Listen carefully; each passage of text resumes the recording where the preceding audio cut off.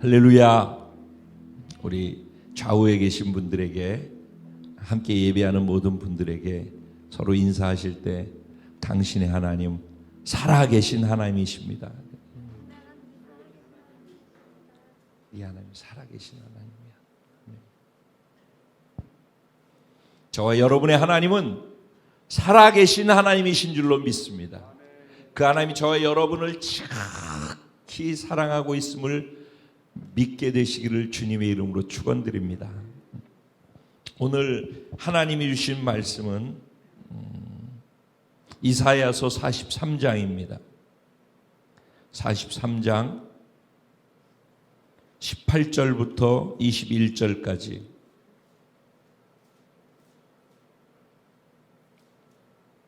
제가 한 절, 여러분 한 절 교독하시고 21절 말씀은 한 마음으로 합독을 하도록 그렇게 하겠습니다. 제가 18절 먼저 시작합니다. 너희는 이전 일을 기억하지 말며 옛날 일을 생각하지 말라.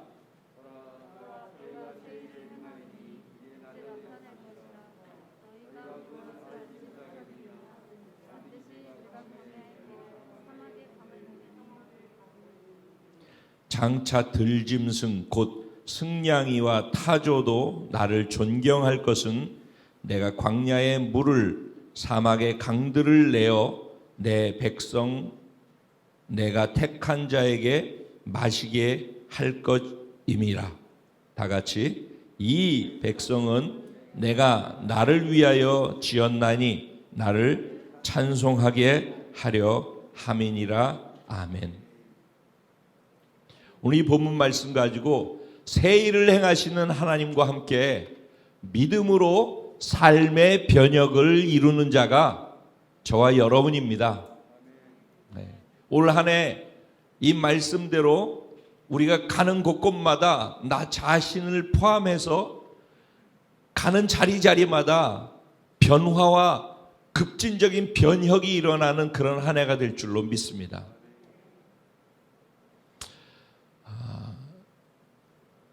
오늘 본문 말씀의 내용은 이사야 선지자가 살았던 그 시대에 대한 이해로부터 출발해야지 본문이 이해가 되어질 수 있다라고 생각을 합니다. 이사야 선지자는 남왕국과 북왕국이 나누어지게 되고 북왕국이 멸망하고 남왕국 유다가 남아 있을 때 그때 활동을 했어요. 특별히 남왕국에 찬란하게 영화로웠던 우시야 왕의 시대가 있었어요. 우시야 왕 시대 때 북왕국 쪽에서는 여로보암 2세가 통치하고 있었어요. 그래서 북왕국도 그때 당시에는 굉장히 힘있고 강력하게 나라가 번성하는 시기였었고, 남왕국 유다도 우시야 왕 때 나라가 굉장히 강력하게 번성하고 있는 그런 시기였어요. 그러다가 우시야 왕이 죽게 되어지는 그 해부터 이사야가 하나님께로부터 부름을 받고 그리고 사역을 하게 되어졌어요. 근데 우시야 왕이 죽으면서부터 나라가 점점 쇠퇴해지기 시작하고 우상을 섬기기 시작하고 어려움이 점점 가중되어지기 시작했어요. 그때 그 남유다를 중심으로 해서 애굽이라고 하는 나라가 막 성장해 가고 또 쇠퇴해 가고 그런 과정 속에 있었고, 아수르라고 하는 나라도 또 자기가 성장하는 가운데에서 다른 나라들 주변 국가들하고 관계 속에서 힘을 키우고 또 자기 나라를 국방을 지키기 위해서 하는 일은 각 나라가 서로 입장이 그런 상황 속에 있었어요. 그런 가운데 자기 힘으로는 북왕국도 남왕국도 자기를 지킬 수 죽지 못하다라는 생각을 가지고 있었기 때문에 북왕국은 그 당시 아람이라고 하는 나라와 같이 동맹을 맺어서 아람 나라와 더불어서 자기 나라를 지켰고 또 자기 나라를 쳐들어오려고 하는 나라를 공격하기도 했어요. 남왕국도 그렇게 있다가 안 되겠으니까는 아람하고 북왕국이 쳐들어오니까 자기들도 자기를 지켜야 되니까 그래서 또 아수르하고 편을 먹고 그래서 또 북왕국하고 연합군으로 있는 데를 싸워서 또 자기를 보호하기도 하고 그러다가 나중에는 애굽하고 또 같이 동맹을 맺어서 북왕국하고 대적하려고 하고 막 이렇게 그냥 이쪽으로 붙었다 저쪽으로 붙었다 하면서 자기 나라를 지켜나가기 위해서 근근히 애를 쓰고 있는 그런 시기였어요. 근데 나라가 계속 쇠퇴해지고 어려워지게 됐을 때 사람들은 왜 이런 어려움이 오는지에 대해서 이해를 하지 못하고 있었어요. 그리고 그들은 계속해서 어려운 가운데 우상을 섬기고 점점 타락의 길을 가고 있었어요. 그런 나라의 상황 속에서 이사야 선지자가 나와서 그들을 향해서 예언하기 시작하고 하나님이 주신 마음을 가지고 선지자로서 말씀을 외치기 시작했어요. 너희가 지금 나라를 지키고 나라에서 살아남기 위해서 이 나라와 동맹을 맺고 때론 저 나라와 동맹을 맺고 이렇게 하고 있는데 그래서 이 나라가 사는 것이 아니라 우리나라는 여호와 하나님을 의지하고 살아야지만 이 나라가 살 수 있단다 라고 외쳤어요. 하나님만이 유일한 이 나라의 희망이 되신다 라고 외치며 살았어요. 이사야라고 하는 이사야의 이름 자체의 뜻이 뭐냐면 하나님이 유일한 구원자시다 라는 뜻이에요. 이사야라는 그 이름의 뜻 자체가 하나님이 유일한 구원이시다예요. 그러니까 자기 이름대로 그냥 자기의 삶을 그것을 그 메시지를 외치는 삶을 이사야는 살았어요. 정말 이름대로 산 사람이죠. 그래서 그 당시 그렇게 나라가 어려워지는 것의 원인을 다른 데서 찾고 나라 큰 힘센 나라하고 하나 되어져서 동맹을 맺으면 살 것이라고 생각하고 그렇게 하면서 이리 붙었다 저리 붙었다 그러고 살고 있는 그러면서 망해가고 있는 그 나라를 향해서 하나님만 너희의 구원이 되신다 라고 그렇게 외쳐댔어요. 그런데도 불구하고 그들이 선지자의 말을 귀 기울여 듣지 않았어요. 그래서 하나님께서는 이사야서가 66장까지 있어요. 66장 중에서 이사야서 39장까지 1장부터 39장까지는 거의 대부분이 심판에 대한 메시지로 계속해서 말씀을 하셔요. 너희가 하나님을 붙잡고 의지하지 않으면 너희는 심판받고 망하게 되어져.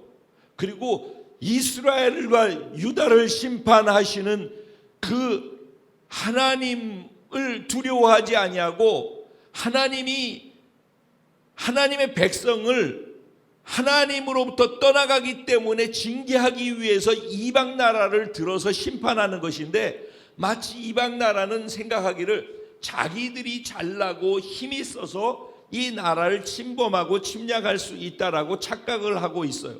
그래서 그들을 향해서도 너희도 죄가 없는 것이 아니야. 내 백성을 징계하기 위해 너희를 사용하는 것뿐이지 너희들도 죄가 많고 내 백성을 힘들게 하는 그 모든 죄까지를 다 포함해서 결국 너희도 다 심판받고 멸망하게 될 거야. 이런 메시지들을 계속해서 전하는 게 1장부터 39장까지 내용이에요.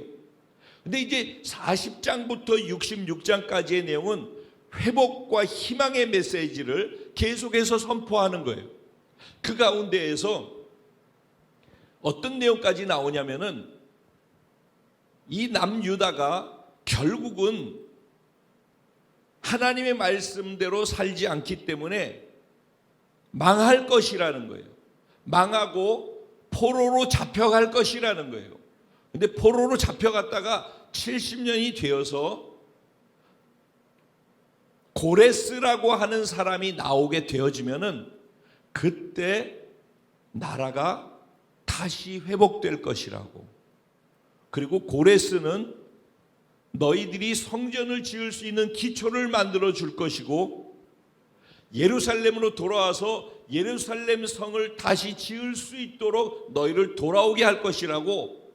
아예 이 일이 일어나기 100년에서 160년 전에 미리 이 얘기를 하는 거예요. 나라가 망하기 전에, 그리고 망하고 70년 후에 바벨론의 포로로 있다가 페르시아한테로 그것이 넘어가서 페르시아의 왕이 자기들을 풀어서 돌아오게 하는 것까지를 다 이미 예언을 해놓고 있는 거예요. 대단한 거예요. 그러니까 이사야에서 지금 우리가 본문은 43장이잖아요. 44장의 내용에 보면 정확하게 28절에 보면은 고레스라는 이름이 여기 등장을 해요. 그러니까 고레스가 나오기도 훨씬 전에 이사야는 이미 하나님이 주시는 계시를 받아서 예언적으로 이 말을 선포하고 이렇게 써놓은 거예요. 그리고 그대로 역사는 펼쳐져 갖고 이루어져 갔어요. 그러면 이제 지금 이 상황은 어떤 상황이냐? 그렇게 될 것이라는 얘기를 하고 있지만은 지금 현재는 절망 속에 있는 이스라엘, 유다 백성들을 향하여서 말씀을 선포하고 있는 거란 말이에요. 그 당시에 유다 백성들의 입장은 절망에 빠져 있는 거예요. 희망이 없어요. 우시아 때까지 그렇게 번창했던 나라가 쇠퇴하고 망하기 시작하는데 희망의 끝자락으로 가면은 캄캄한 어둠이고 절망이죠. 딱 그 상태에 있었어요. 이제는 망하는 길, 나라가 망하는 그 날을 향해서 급속도로 빠르게 세월이 날아가고 있는 그런 상황이에요. 이제 곧 망하는 거예요. 이제 얼마 있지 아니하면은 그렇게 망할 것이 결정되어져 있고 그것을 향해 달려가고 있는 그 상황 속에서 하나님께서 이들에게 주시는 메시지가 무엇이었느냐? 오늘 본문의 내용인 거예요. 근데 오늘 본문의 내용이 뭐라고 얘기해요?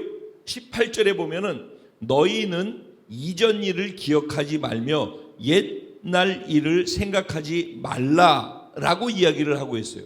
도대체 이전 일, 옛날 일은 무엇일까요?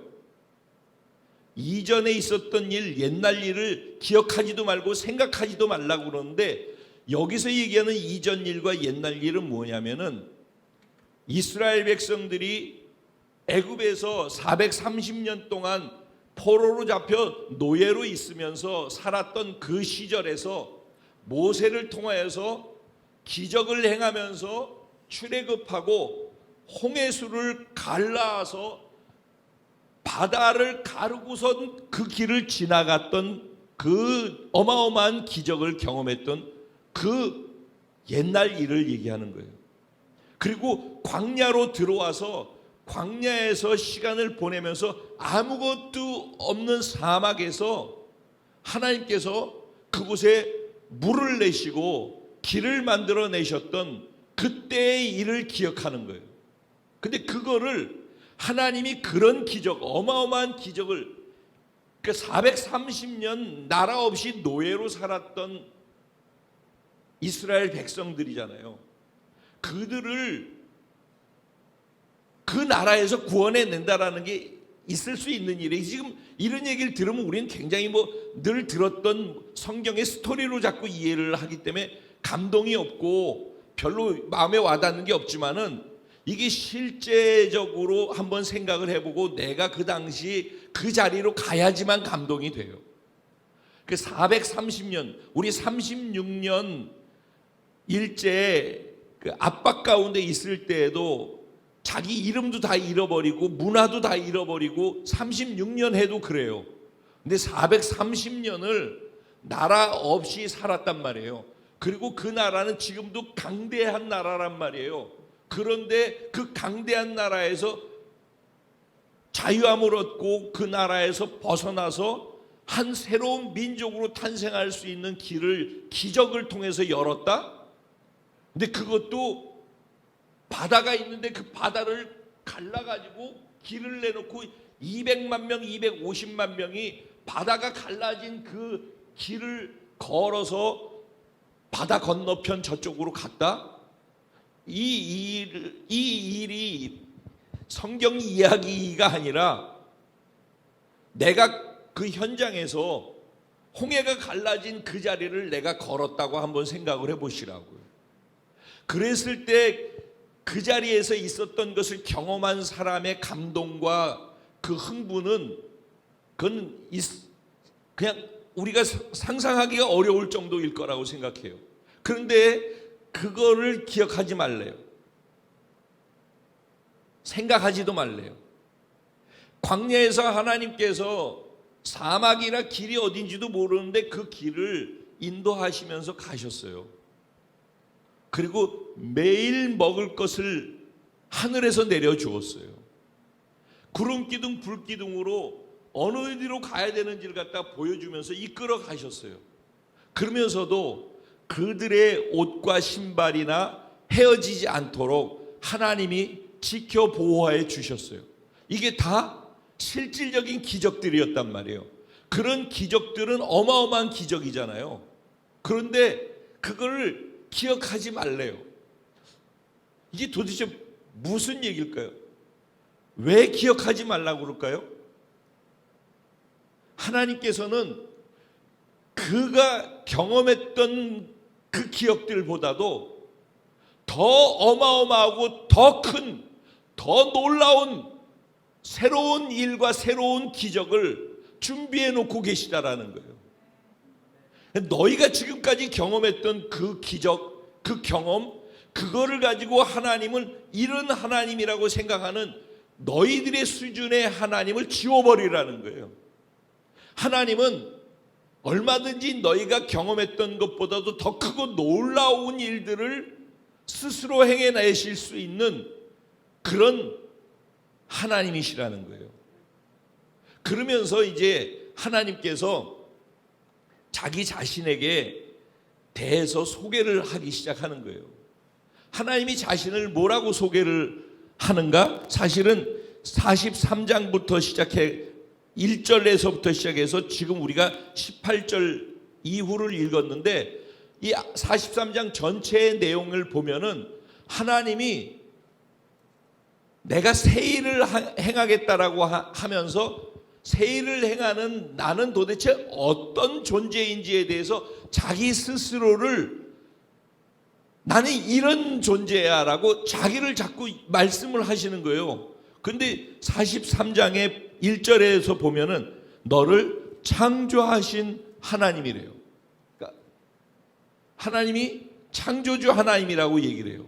우리를 짓고 만드신 하나님이라고 말씀을 하셔요. 그렇기 때문에 너희는 두려워할 필요가 없대요. 하나님께서 우리를 구속하시는 하나님이래요. 그렇기 때문에 너희는 두려워할 것이 없대요. 하나님께서 우리를 택하시고 부르시는 하나님이래요. 그래서 너희는 두려워할 것이 없대요. 그러니까 하나님은 자기 자신을 지금 뭐라고 선언을 하고 계시냐면 나는 창조주야. 지난주 말씀이 뭐였어요? 내가 천지를 만들었어 라고 자기 자신을 창조주 하나님이라고 선언하시잖아요. 그 말의 의미가 어떤 것인지에 대해서 지난주에 우리가 나눴단 말이에요. 절대 권력, 절대 주권을 갖고 계신 하나님이라는 것을 말씀을 나누었어요. 그리고 제가 도전했어요. 올해가 시작되어지는 이 처음 문을 여는 이 시점에서 나는, 여러분은, 우리 공동체는 이제 내게 전하는 그 하나님의 말씀을 들을 때 절대 주인으로서 절대 주권을 가지신 하나님으로서 내가 절대 순종하겠다라는 그 하나님을 인정함 속에서 이제부터 주어지는 모든 말씀을 철저하게 지킬 마음을 갖고 준비한 상태에서 말씀을 듣게 하기 원했다라고 제가 말씀드렸잖아요. 이 부분이 확실하게 우리 안에 인이 쳐져서 다음으로 넘어가야 되는 거예요.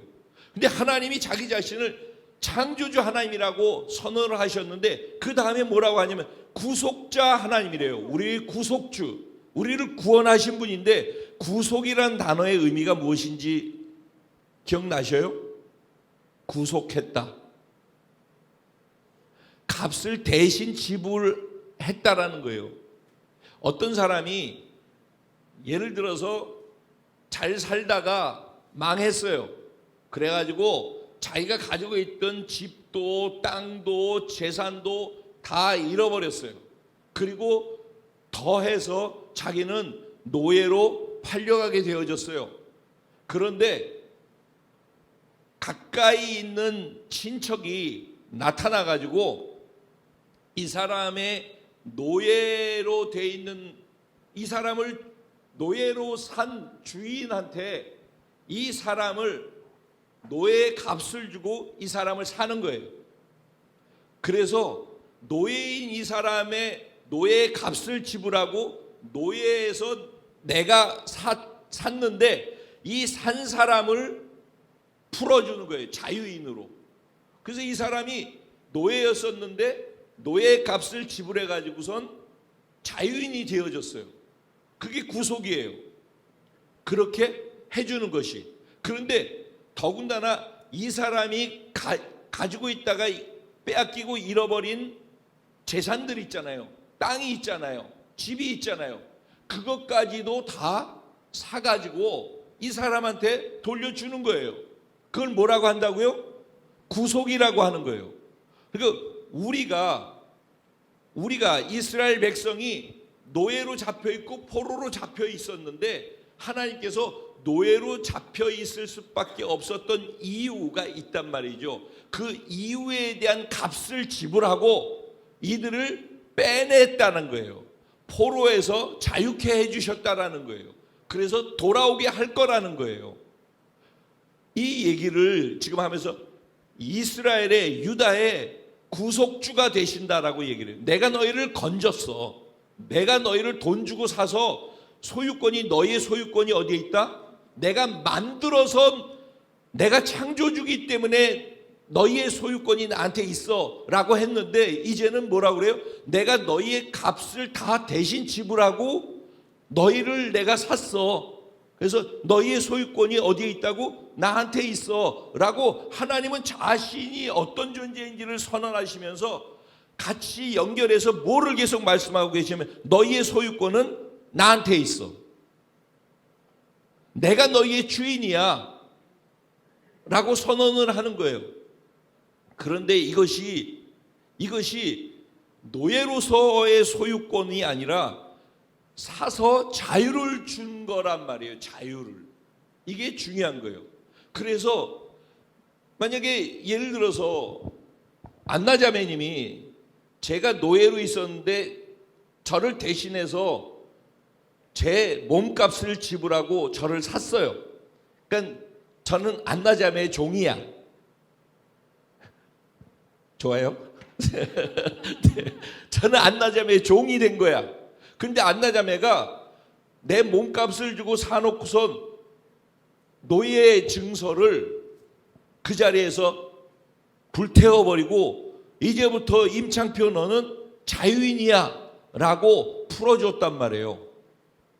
그러면서 뭐라고 그러냐면은 내가 단지 너를 풀어주는 걸 넘어서서 내가 너를 사랑해. 내가 너를 보배롭고 존귀하게 여겨. 너는 내 거야. 내가 너를 자유케 해주지만 너는 내 거야. 왜냐하면 내가 너를 사랑하기 때문에 그래. 내가 너를 보배롭고 존귀하게 여기기 때문에 그래. 라고 왜 그렇게 했는지에 대해서 그 속의 마음을 갖다가 얘기하는 거예요. 하나님이 우리에게 이스라엘 백성들에게 자기 자신의 속마음을 내가 누구인지를 설명하면서 자기 속마음을 갖다가 여기서 계속 말씀하고 계신 거예요. 그러면서 또 뭐라고 하느냐? 나는 너희의 보호자야. 너희가 물 가운데로 지날 때 물이 너희를 침범하지 못하게 하고 불 가운데 지날 때 불이 불꽃이 너희를 사르지 못하도록 하는 너희의 보호자가 되어줘 라고 자신을 소개하고 있는 거예요. 그러니까 하나님은 계속해서 자기 자신을 소개하고 계셔요. 왜 그렇게 안타까워하면서 소개를 하고 있느냐 하면은 42장에 가면은 무슨 내용이에요? 내가 오랫동안 조용하여 잠잠하고 참았었대요. 뭐를 참았어요? 이스라엘 백성들이, 유다 백성들이 하나님께서 그들을 위해서, 그들을 잘되게 하기 위해서 하시는 말씀을 계속해서 하는데도 그 말씀을 귀담아 듣지 않대. 귀히 여기지 않는데요. 그렇게 하기 때문에 그들이 점점 망하는 길을 선택하고 그리 가고 있는데, 그런데 그거를 갖다가 여기서부터 터져나오는 안타까움을 갖고 얘기해주고 싶은데, 그런데도 참고 있다가 이제 더 참을 수가 없어서 하나님이 터졌어요. 그래서 뭐라고 그래요? 내가 해산하는 여인같이 부르짖었대요. 그런데 그 부르짖음이 얼마나 세게 했는지 숨이 차서 헐떡거릴 정도로 내가 그렇게 부르짖었대요.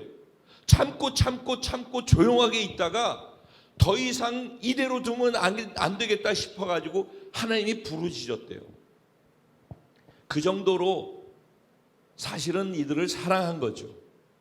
이들을 그렇게 사랑했어요. 그런데 중요한 건 뭐냐면은 그렇게 하나님이 하셨는데 18절에 보면 42장의 18절, 너희 못 듣는 자들아 들으라, 너희 맹인들아 밝히 보라 그래요. 그들이 하나님이 말씀하고 계시는데 분명히 귀가 있는데 듣는데요, 못 듣는데요? 못 듣고 있대요. 귀가 있는데 못 듣고 있대요. 눈이 있는데 못 보고 있대요. 근데 못 보고 있는 자들에게 보라고 얘기하시고 못 듣고 있는 자들에게 들으라고 얘기를 하고 계신 거예요. 그들이 이렇게 안타까워하면서 잘되기를 바라고 복주기 바라는 하나님의 마음을 그들이 받으려고 하지 않는 거예요. 그래서 10절에 보면은, 아니 20절에 보면은 내가 많은 것을 볼지라도 유의하여 귀가 열려 있을, 유의하지 아니하며, 내가 많은 것을 볼지라도 유의하지 아니하며 귀가 열려 있을지라도 듣지 않는데요. 왜 그렇대요? 보고 있고 듣고 있는데 귀담아서 유의해서 들으려고 하지 않는데요. 그냥 건성으로 듣는데요. 그래서 이들이 점점 말씀을 듣고 있고 보고 있고 하나님이 베푸시는 기적도 눈으로 다 보고 있는데도 불구하고 눈여겨서 보지 않고 유의해서 듣지 않기 때문에 그들이 하나님이 그 마음을 받지 못한다라는 거예요. 그래서 그들이 점점 멀어졌다는 거예요. 그래서 어떻게 됐는가? 그 결과가 내 백성이 도둑 맞으며 탈취를 당하고 다 굴 속에 잡히고 옥에 갇혔대요. 노략을 당했는데 구할 자가 없고 탈취를 당했는데 되돌려 주라고 말해줄 자가 없대요. 이게 남유다의 상황이라는 거예요. 근데 이렇게 된 이유가 뭐라고요? 하나님의 말씀을 듣지 않아서 그렇다라는 거예요. 그런데 하나님께서 뭐라고 하냐면은 너희가 내가 그렇게 사랑으로 하는데도 듣지 않는, 너희에게 이렇게 사랑으로 말하고 있는 나, 너희를 보배롭고 존귀하게 여기는 나, 너희를 위해서 대가를 지불하고 너희를 구속한 나, 그런 나인데 그 나는 어떤 나인가? 천지를 창조하신 전능하신 자, 절대 권력자라는 거예요. 그런데도 불구하고 너희는 내 말을 듣지 않는다는 거예요. 그 하나님은 자기 자신을 그렇게 알려주고 싶어 하는 거예요.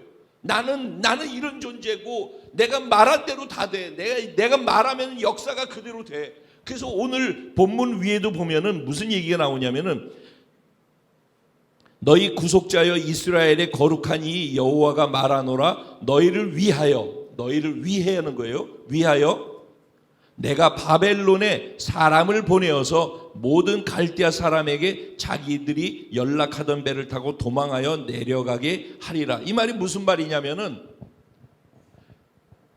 애국과 이 앞에 보면 또 이 말이 나와요.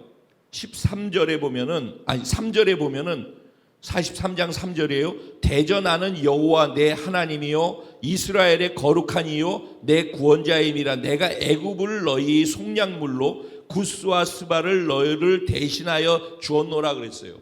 이게 무슨 얘기냐면 구스와 스바는 애굽 진영에 있는 나라들이에요. 그러다 나중에 애굽이 커지면서 이게 다 통합해 버렸어요. 그 당시에는 이게 뭐 지금은 뭐 수단이다 예멘이다 이디오피아다 지금 나라로 치면 그런데 그 당시는 애굽이 전체를 갖다가 다 장악해서 애굽으로 나중에 통합이 되게 되거든요. 그런데 이 애굽을 누가 먹었어요? 나중에 바벨론이 다 먹었죠. 근데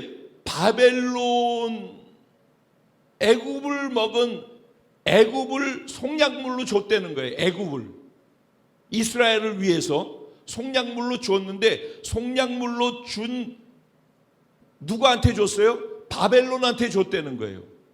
바벨론한테 줬는데 바벨론은 또 내가 사람을 보내가지고 바벨론이 도망가게 만들겠다고 그랬죠. 그게 누구예요? 44장에 나오는 고레스 왕인 거예요. 그러니까 고레스 왕을 통해서 바벨론이 도망가도록 만들겠다라는 거예요. 그러니까 하나님께서 지금 무엇을 말씀하고 계셔요? 내가 제국을 다 통치하고 다스린다. 지난주에 말씀했던 내용하고 같이 맞물리는 부분이 있죠. 하나님은 제국이 바뀌어가고 또 바뀌어가고 또 정복하고 또 정복하는 정복자에 있고 그 왕이 있다면 그 왕을 다스리는 것까지 그리고 그 모든 것들이 하나님의 한 정점에서 보는 계획 안에 다 들어있다라는 거예요. 이런 얘기를 굳이 풀어서 하는 이유가 무엇이냐면은 하나님은 이런 하나님이라는 거예요. 근데 왜 나를 안 믿냐는 거예요. 하나님이 그러면서 이스라엘 백성을 향하여서 지금 자꾸 남유다를 얘기하는 거예요. 남유다 백성을 향하여서 하나님 뭐라고 그러냐면은 너희가 그렇게 믿지 못하는데 내가 너희들한테 믿으라고 보여줬어. 나를 알게 하려고 너희한테 보여줬고 들려줬고 나를 믿게 하려고 보여줬고 들려줬어. 내가 누구인지 깨닫게 하려고 보여주고 들려줬어. 계속 그 얘기들이에요. 나를 알게 해주려고 나를 믿게 해주려고 나를 깨닫게 해주려고 내가 그렇게 수없이 기적을 보이고 수없이 선지자를 통해서 외쳤어. 그런데 너희가 깨닫지 못하고 눈 먼 자처럼 귀 먹은 자처럼 그렇게 해서 망하는 거야. 그런데 지금 너희가 보지 못하고 듣지 못하는 그런 가운데에서도 머릿속에 혹시 기억하고 있는 옛적 일 그랬다더라. 예전에 하나님이 나한테 이렇게 하셨어. 이것을 가지고 하나님을 평가하지 말라는 거예요. 그거보다도 또 새로운 일을 행하실 하나님, 너희가 상상할 수 없는 일을 행하시는 하나님, 그 하나님의 새 일을 보게 될 거라는 거예요. 마치 애굽을 속량물로 줘가지고선 애굽에서 바벨론 넘어가게 한 것처럼 또 바벨론을 속량물로 줘가지고 페르시아로 넘어가게 한 것처럼 그런데 페르시아의 왕이 갑자기 그냥 풀어줘가지고 성전을 지을 수 있는 금은 보화까지도 다 줘서 돌아가서 성전을 지을 수 있도록 그렇게 해서 백성들을 포로들을 풀어주는 그런 일이 가능한 거예요? 불가능한 일이죠. 불가능한 그런 일들을 하나님이 행하실 거라는 거예요. 근데 이제 제가 이 부분을 마무리하면서 결론으로 얘기를 한다면은 여기에서 나오는 그럼 새 일은 무엇이고 이전 것은 무엇이냐 하는 것을 오늘날 우리들의 관점으로 해서 생각을 제가 잠깐 해보았어요. 여기에서 광야는 무엇이고 사막은 무엇일까요?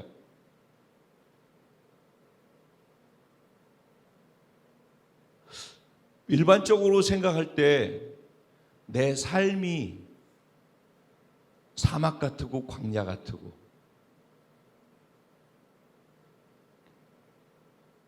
내 삶이 다 막혀 있어요. 길이 어딘지 모르겠어요. 길을 찾을 수가 없어요. 사막인데 물이 없어서, 마실 물이 없어서 내가 곧 죽을 수밖에 없는 그런 지경에 놓여 있는 게 마치 지금 내가 살고 있는 내 삶의 자리가 그런 것 같아. 그래서 하나님께서는 그런 사막에서 물을 내시겠다라고 해요. 그런 광야에서 길을 내시겠다라고 해요. 그러면 일반적으로 우리 생활 속에서 일어나고 있는 어려움에 대해서 이 말을 이해하고, 광야 같은 내 삶에 꽉 막혀 있고 길이 없는 이 가운데 길을 내주시기를 기대해요. 정말 사막에 아무것도 없는 데서 목이 말라서 다 죽을 것 같은 그런 상황 속에 물을 주어서 해결할 수 있을 만큼 내 삶에 그런 물 같은 물질, 내가 필요로 하는 것, 지금 나를 목말라 하게 하는 것들, 필요로 하는 것들, 이런 것들이 해결되는 것으로 생각할 수 있어요. 그런데 더 나아가서 사실 우리 내면이 광야인 것 같더라고요. 내면이, 우리 외부 말고 우리 내면 안에가 광야이더라고요. 내 안에, 내면 안에가 사막이더라고. 내 감정이 사막 같아. 내 생각이 광야 같아. 내 생각이 길을 찾질 못해. 내 감정이 사막같이 메말라 있어. 나의 내면이 더 그런 것 같아.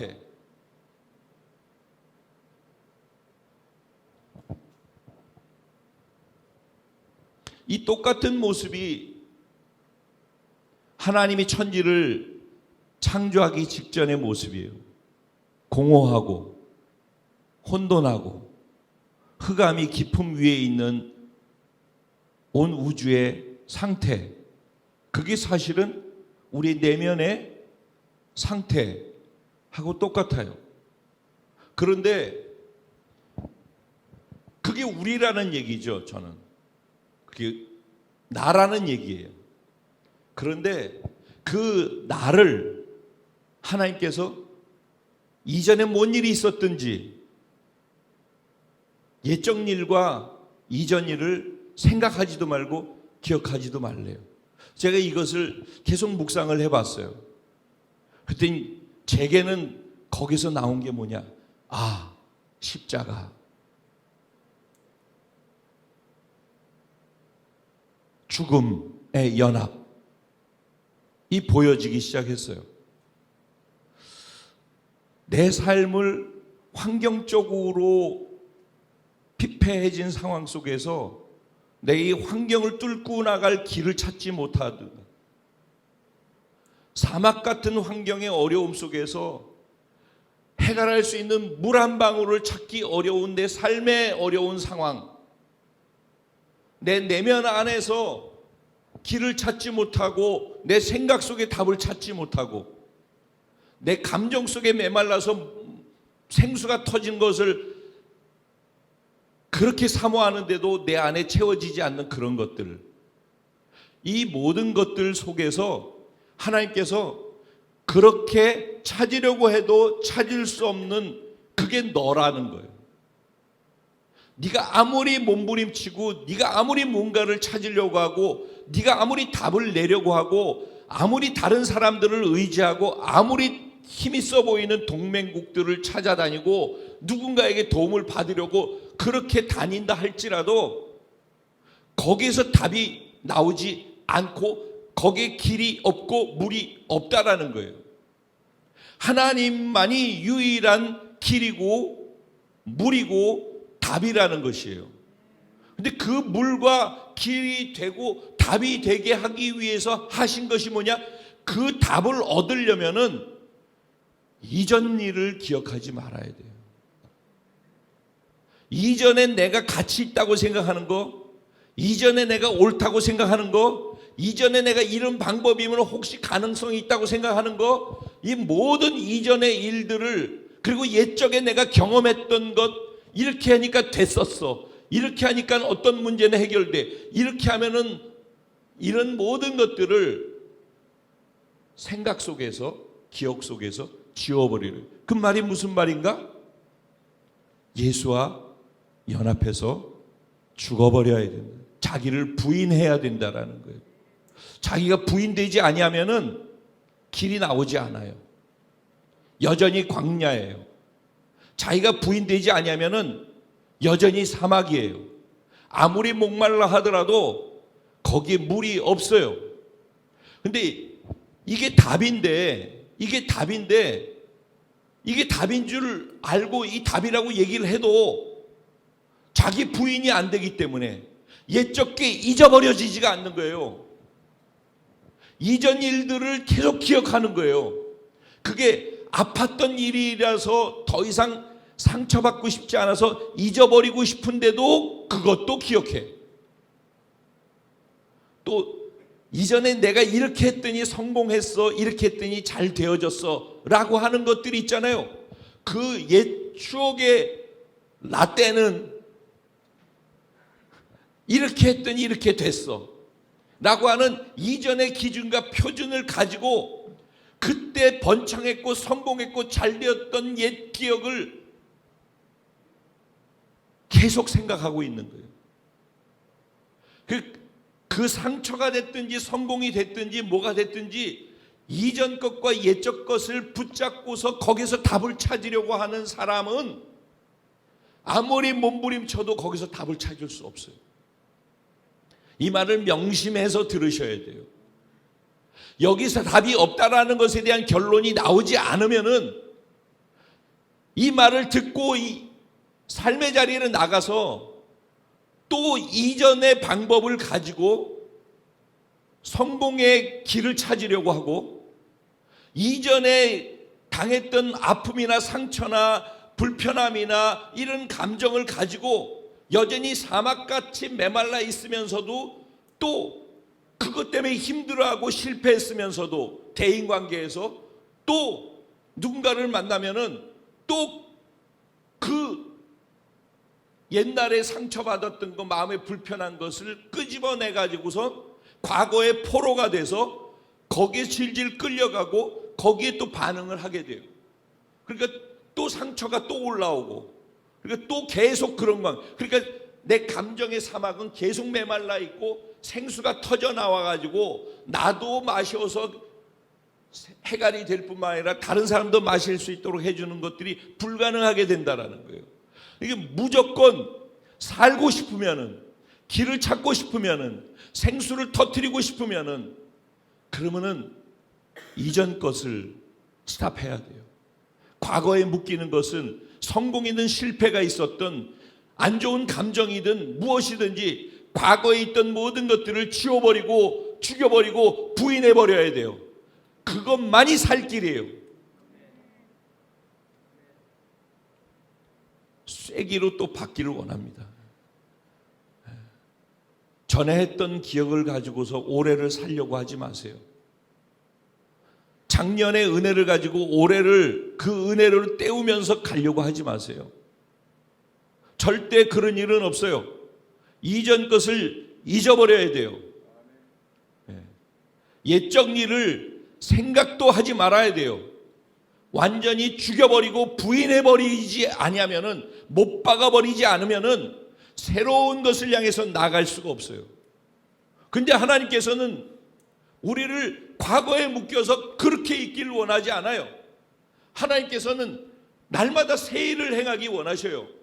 내가 경험했던 것보다도 훨씬 더 뛰어난 성공, 내가 경험했던 것보다 훨씬 더 큰 감격, 내가 경험했던 것보다도 훨씬 새로운 기적, 상상도 할 수 없는 이전에 내가 경험했던 수많은 은혜들이 있었다 한다면은 그 은혜와는 비교할 수도 없는 놀라운 새로운 더 큰 은혜. 할렐루야. 하나님 그것을 예비해 놓고 계시다고요. 보라는 거예요. 내가 나타낼 거라는 거예요. 반드시. 할렐루야. 하나님 반드시 나타내시겠대요. 반드시. 내가 새 일을 행할 거래요. 새 일을. 그러니까 제발 이전 것을 끄집어내가지고 이전 걸 갖고 이전에 내가 했던 행동들, 이전에 내가 했던 말, 이전에 내가 했던 습관, 이전에 내가 했던 어떤 상황, 모든 것에 십자가에 다 못을 박아버리고 이제 내가 다시 새롭게 완전하게 너희를 깜짝 놀라게 할 그런 새로운 일로 너희를 초대하는데 그 초대에 너희가 응하지 않겠느냐는 거예요. 내가 새 일을 행하겠다. 그런데 그 새 일을 보고서는 짐승들, 세상의 미물이라고 하는 짐승들조차도 그 새 일을 행하신 하나님 보고 존경하게 될 거래요. 그 증거가 짐승들도 모두가 다 인정할 수밖에 없는 그런 증거로 하나님이 나타내 보이실 거래요. 그러니까 하나님이 행하실 그 새 일은 그런 거래요. 그 새 일이 무엇이겠습니까? 그 새 일이 무엇이겠습니까? 그 새 일에 동참하는 것은 무엇이겠습니까? 예수를 부활시키는 거예요. 죽음의 연합됨을 통해서 과거의 것을 다 끊어버린다면은 부활의 연합됨을 통하여서 새 일을 행하시고자 하는 하나님과 연합되어져야 하는 거예요.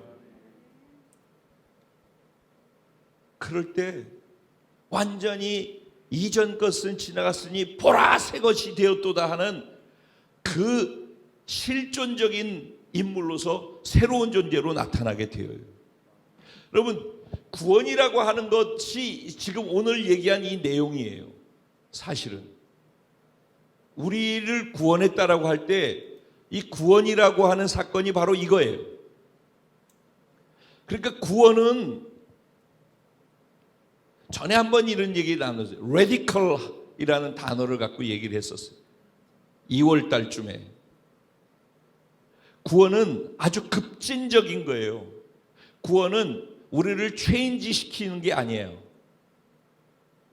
사람들은 예수 믿고 구원받으면 우리가 변한다, 그래서 체인지 된다라고 생각을 해요.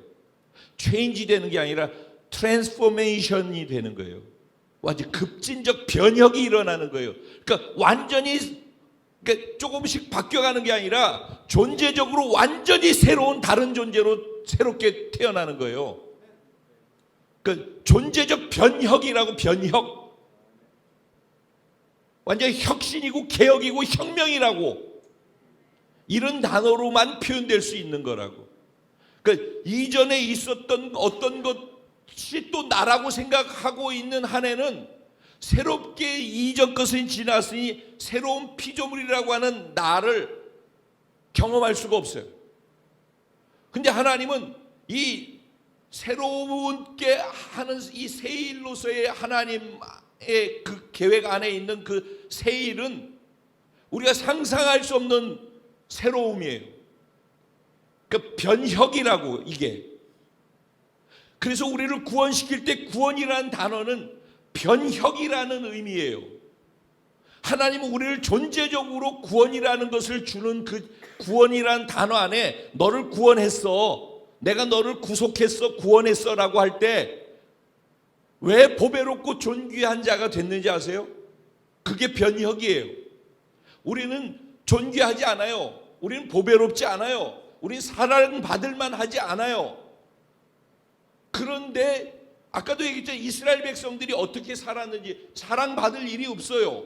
하나님 열받치게 하고 진노가 맹렬한 진노를 뿜어내가지고 불같이 모든 것을 다 태우고 살은다라고 그랬어요. 마지막 절에 보면은.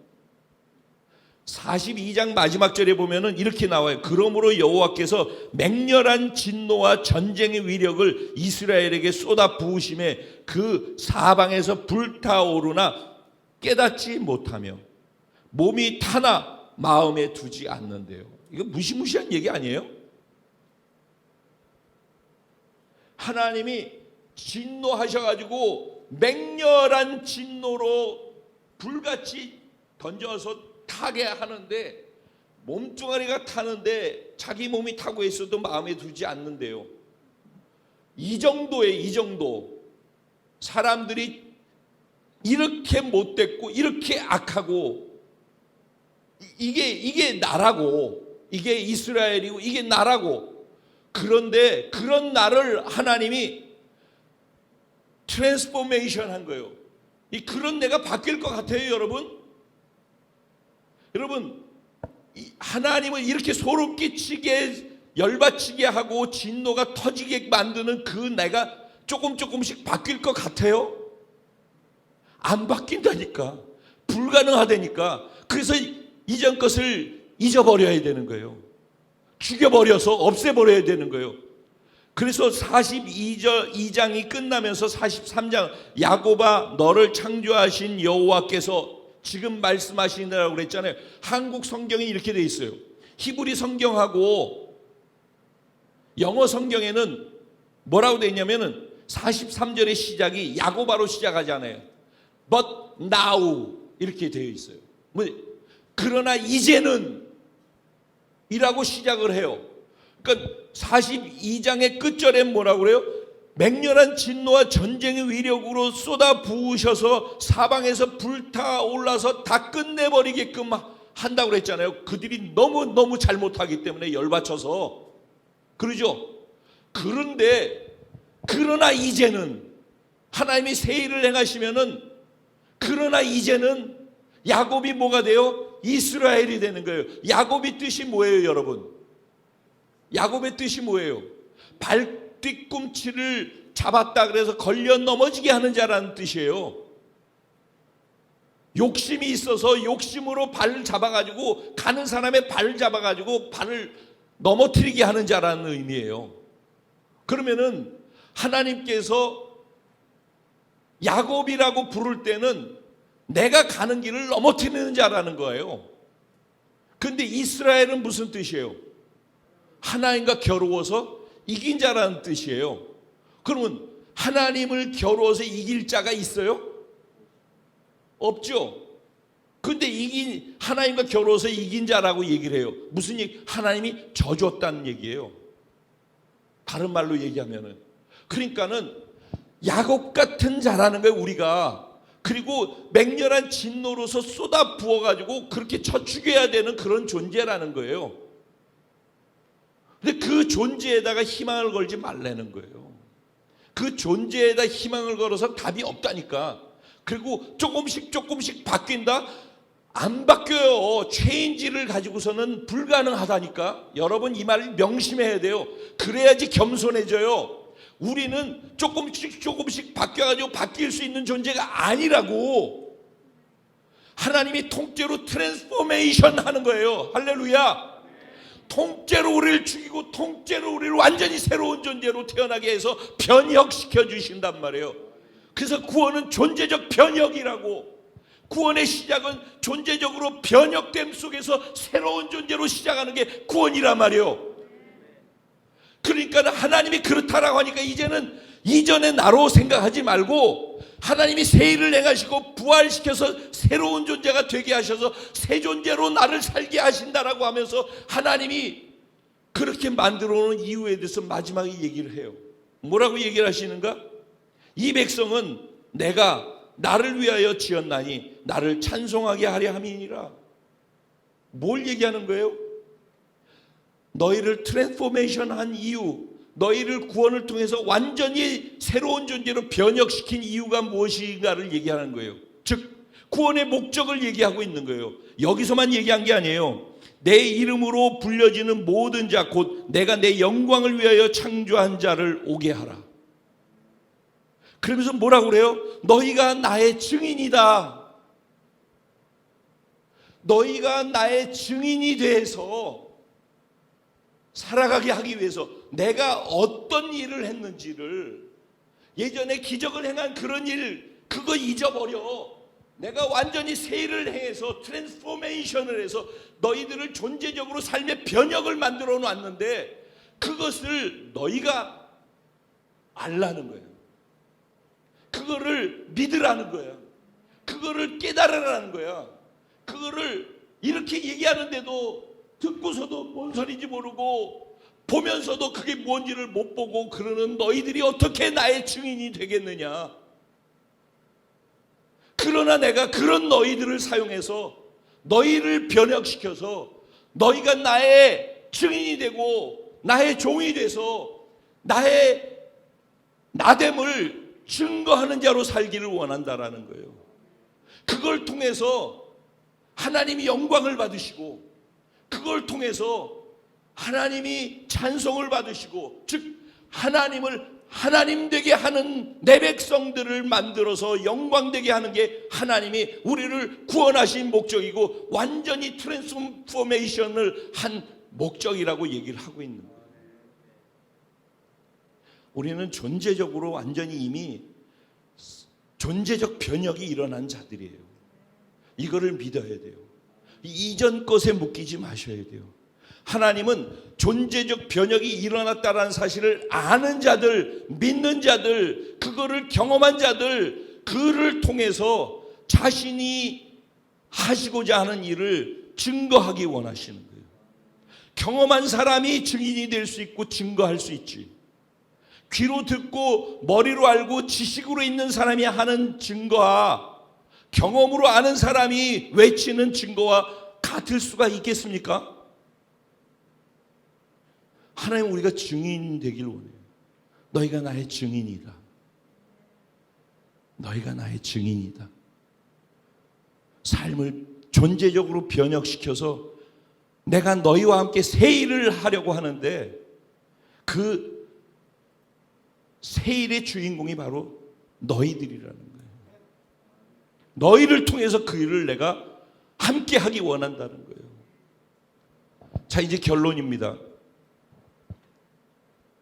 우리는 이미 하나님께서 새로운 존재로 바꿔놓으셨어요. 그야말로 물이 포도주가 된 거예요. 이걸 변혁이라고 하는 거예요.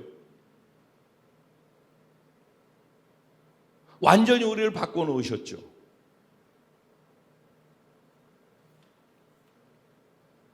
그러면은 체인지 하려고 하지 말아야 돼요. 변혁되었음을 믿어야 돼요.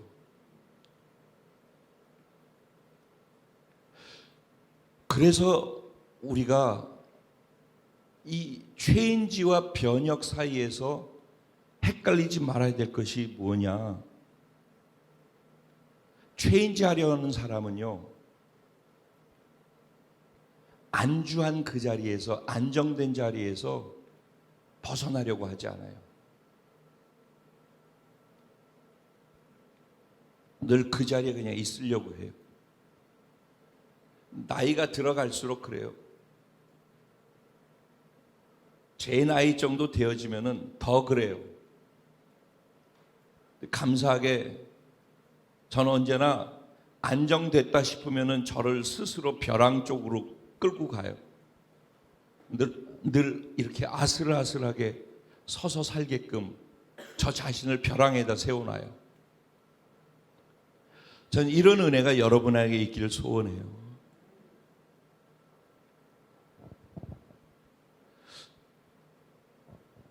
안정되면 사람은 안주하고 싶어져요.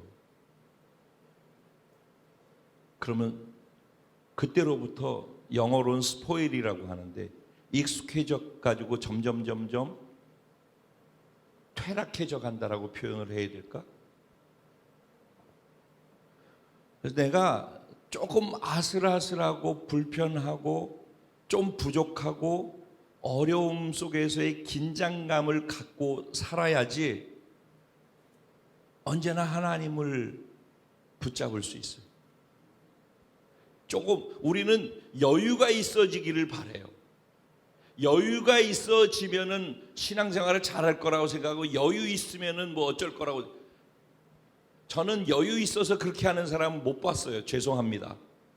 여유가 생기면은 하나님을 위해서 그 여유를 시간이든 돈이든 안 쓰더라고. 건강도 여유 있으면 하나님을 위해서 안 쓰더라고. 오히려 여유 없을 때는 하나님을 찾고 하나님 붙잡고 하나님께 여유를 달라고, 여유를 채워달라고 하나님을 향해서 나아가요. 그래서 봉사도 그래서 하고 여유를 달라고 그래서 헌금도 하고. 그런데 여유가 생기고 안정이 생기잖아요. 그 안정을 누리기에 바빠요. 그래서 자기의 신앙이 퇴보되어져 가요. 전 너무 많은 것을 봤어요.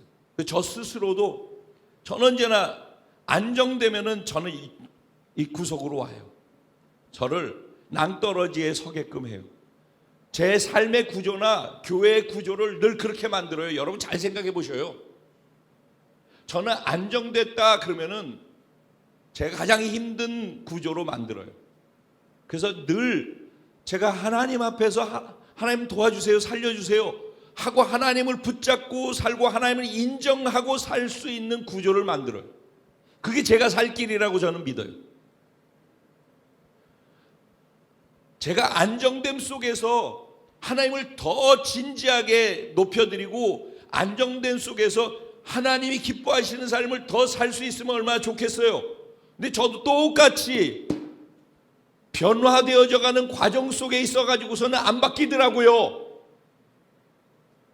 안 된다니까. 우리에게 답 없다니까. 그래서 죽여버려서 변혁시켜서 새 존재로 바꾼 거라니까. 왜 이렇게 하셨는지에 대한 이해가 있어야 되는 거예요. 하나님이 이렇게 하시지 않으면 안 되는 그거를 알아야 돼요. 그래야지 변화하려고 하는 노력이 무의미한 것을 알아요. 변혁시켜 놨다니까. 그래서 완전히 새로운 존재가 됐다라는 것 안에서 새로운 존재이기 때문에 새롭게 살려고 해야 돼요. 그러려면 언제나 전에 말씀드렸던 것처럼 울타리를 차고 나가야 되는 거예요. 안정되고 안주하고 있는 자리에서 머물러 있으면은, 그리고 안정을 찾아서 안정되게 하기 위해서 내 삶이나 신앙의 구조를 안정을 목표로 해가지고 가는 구조 속에서는 절대 변혁을 만들어내지 못해요. 여러분 명심하시기 바랍니다. 올 한 해 정말 삶을 변혁하고 나와 함께하는 삶의 자리와 만나는 사람과 모든 환경을 변혁하기 원하신다면은 내 안에 내 내면이 변혁되어져야 돼요. 근데 이미 하나님은 우리를 믿었을 때, 구원받을 때 변혁된 존재로 시작하게 하셨다고. 중요한 거는 변혁된 존재가 되었는데 체인지 하려고 노력을 한다라는 거예요. 이미 트랜스포메이션이 돼 있는데 그런 존재라는 자기 올바른 정체성을 갖는 게 중요한 거예요. 그래서 정체성이 중요한 거예요. 우린 이미 그런 존재라니까. 보배롭고 존귀하고 사랑받고 그렇게 되기 위해서 사는 존재가 아니라고. 우리는 이미 하나님 눈에 최고로 보배롭다고, 하나님 눈에 최고로 존귀하다고, 하나님이 이미 최고로 사랑하신다고,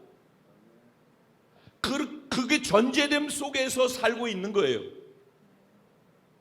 우리는 그런 존재예요. 우리는 완전한 의로운 존재예요. 완전한 거룩한 존재예요. 하나님이 그래서 의롭다고 칭해 주셨어요. 그렇기 때문에 변혁되어진 완전한 의로운 존재이기 때문에 그래서 의로운 삶을 사는 거예요. 그런데 지금 내가 나로서 예전에 나하고 비교하면서 조금씩 바꿔가려고 하니까 예전보다 요만큼 바뀌었어라고 만족하면서 계속 그 안에 안주하려고 한단 말이에요. 우리는 거기에 머물러 있을 사람이 아니에요. 그건 옛사람이에요. 옛사람. 우리는 완전히 새로운 존재라고. 구원을 믿는다면은, 하나님이 절대 주권을 믿는다면은, 하나님 말씀 한마디로 천지를 만드시고 바꾸시는 분임을 믿는다면은 우리의 구원도 그렇다는 걸 믿어야 되는 거예요. 우리의 구원도 완전한 새로운 변화를 새 창조로 만들어 놓으신 거란 말이에요. 그것 자체를 믿음으로 받는 것까지가 믿음이 돼야 되는 거예요. 그래서 믿음이 중요한 거예요. 그래서 믿음은 선택이고 모험이라고. 모험하는데 안주라는 단어하고 모험이라는 단어가 똑같아요. 믿음은 모험이라고 그러잖아요, 지금. 근데 안주라는 단어가 모험이라는 단어하고 같이 맞냐고. 구색이 안 맞잖아. 모험은 위험을 무릅쓰고 걸어가는 거예요.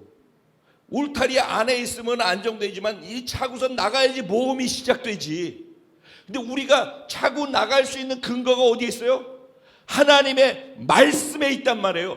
하나님이 이렇다라고 하시니까 이 하나님의 말씀을 믿는 그 하나를 가지고 모험의 길을 떠나는 거란 말이에요. 그래서 내가 박차고서 이 말씀 따라서 걷는 거예요. 그냥 한 걸음씩. 그럴 때 우리 안에 하나님께서 담대한 용기를 주신다고. 이게 나 자신을 위한 거면은 용기가 안 나고 담대함이 안 생겨요. 근데 하나님의 말씀을 붙잡고 이게 나를 위한 게 아니라 진짜 하나님 때문에 한다는 게 확실하면요, 간이 배 밖에 나온다니까. 그래서 여태까지 온 걸음들이 다 그래서 온 거예요. 나를 위해서 하는 거면 내 이렇게 겁 없이 이렇게 못한다니까. 근데 하나님의 말씀이 하나님이 주신 것이라는 것에 대한 확신이 있으니까 말도 안 되는 건데 내가 가자라고 하잖아. 죽는 대로 가더라도 따라오라고 하고 갔던 이유는 하나님이 하신 게 확실하다는 믿음이 있기 때문에 모험의 길을 떠나는 거란 말이에요. 그러다 안 되면 나 어떤 사람이 되겠어요? 안 되면은. 근데 그거 계산을 하는 건 모험이 아니지. 하나님을 신뢰한다라는 것은 계산이 아니라고. 하나님의 말씀 안에 있는 것이 확실하기만 하면은 담대하게 모험의 길을 걸음을 떼는 거예요. 그럴 때 하나님은 그 걸음에, 그 모험의 믿음의 길에 하나님은 새 일을 행해 나가시는 거예요. 그래서 나를 통해서 또 다른 사람이 이 어마어마한 트랜스포메이션, 변혁의 길로 들어서는 거예요. 할렐루야. 그 과정에 내가 증인된 삶이 필요하다는 거예요. 모험을 해봐야지 하나님을 경험하는 경험이 증인된 삶을 또 다르게 살게 하지. 내가 날마다 새로운 삶에 대한 도전이 있어야지 날마다 새로운 하나님을 경험하고 그 새로운 하나님과 함께 그 하나님을 증거하고 또 다른 새로움을 향해서 나아가지. 그래서 날마다 새 일을 향해서 나가시는 하나님, 보라 내가 새 일을 행할 것이야. 반드시 내가 나타낼 거야. 여러분 정말 믿으십니까? 여러분의 삶에 하나님께서 날마다 새 일을 계획하고 계신 거? 여러분을 구원하실 때 하나님이 이미 놀라운 계획을 갖고 여러분을 구원하려고 했다라는 거. 하나님 지금도 저를 통해서 여러분 한 분 한 분을 통해서 온 2021년 새해를 주시면서 새해를 계획하고 계셔요. 근데 이전과 똑같은 생각을 하고 어저께하고 똑같은 패턴으로 오늘 살고 또 내일도 또 하루가 열리면 또 내일도 또 똑같이 그렇게 사는 그런 패턴을 멈춰야 돼요. 오늘 이전의 것들을 다 잊어버리시기 바랍니다. 죽여버리시기 바랍니다. 하나님 전해주시는 말씀 붙잡고 그 하나님을 의지하면서 모험의 길을 오늘 이 시간부터 떠나보시기 바랍니다. 그러면 그 믿음의 길을 가는 여러분의 걸음에 하나님이 내가 행하겠다라 했던 그 새 일이 어떤 것인지를 보여주실 거예요.